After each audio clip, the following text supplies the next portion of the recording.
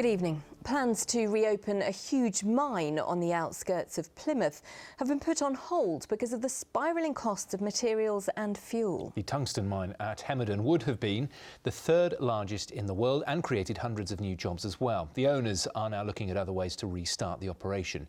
Our reporter Sam Blackledge is live at the site for us this evening. Sam, only a month ago, everything was going to plan. That's had to change, though.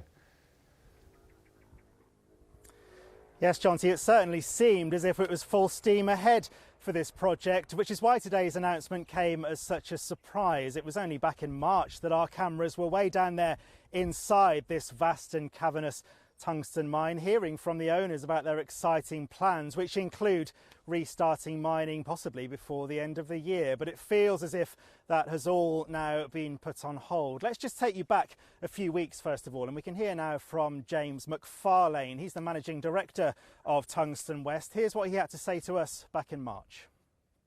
Over the next 12 months we'll be doing a rebuild of the processing facility. That's to install new technology that's more efficient at separating the tungsten and tin from the waste rock. That will also allow us to develop a secondary aggregates business as a result of that technology.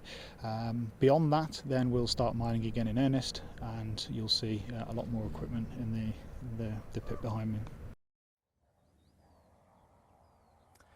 So that was back in March, but today Mr McFarlane said something very different. He said the work is now being paused and the plans revised. In a statement sent to us earlier today, he said, "It's clear we're not alone in feeling the impact of the current unprecedented global economic challenges.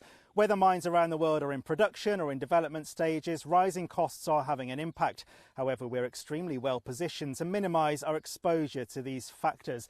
And among those factors that he cited are the rising costs of energy, which we've heard so much about in recent weeks, and the rising prices of key materials like steel, cement, explosives and diesel. The company says this is not the end for this site, and they are still very much committed to reopening the Hemerdon mine. Sam Blackledge, thank you.